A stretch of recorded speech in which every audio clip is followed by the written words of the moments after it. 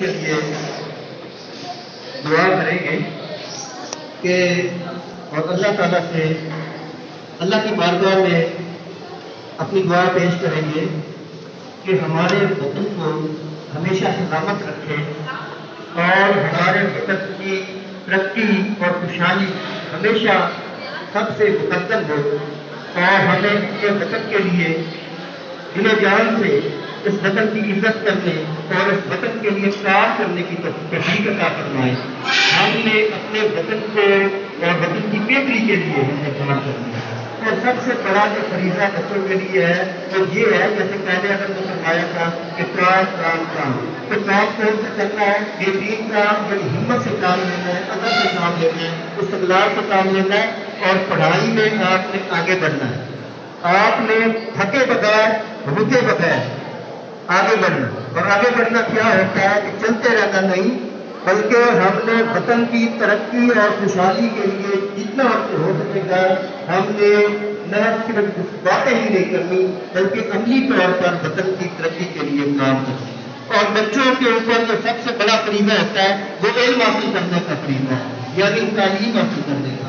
تو اللہ تعالیٰ ہمیں علم سے نوازے، علم سے سرفراز فرمائے اور ہمارے ملک کو جو بری آنکھیں ہیں ان سے بچائے، ہمارے ملک کو بد نظروں کی نظر بد سے بچائے، ہمارے ملک کو دشمنوں اور کفار کے لشکر سے بچائے، ہمارے ملک میں امن کا بول بالا ہو، ہمارے ملک کو دہشت گردی سے محفوظ رکھے اور ہمارے ملک میں جتنی بھی برائیاں ہیں وہ ساری دور ہو جائیں اور ہمارا ملک امن کا اور بھائی چارے کا پیمانہ بن جائے۔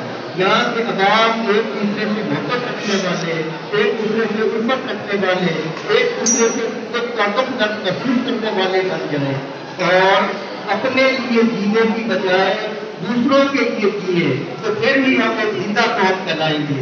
زندہ قوم کب بنیں گے؟ جب ہم دوسروں کے لیے اپنے دل میں خدمت کا جذبہ رکھیں گے۔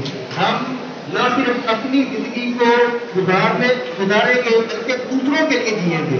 تو دوسروں کے لیے جینا کیا ہے کہ ان کے لیے خدمت کرنا، ان کی ہر معاملے میں مدد کرنا۔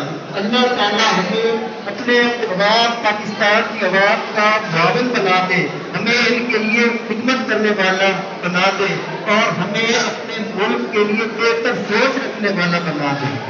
آمین۔ قومی پروگرام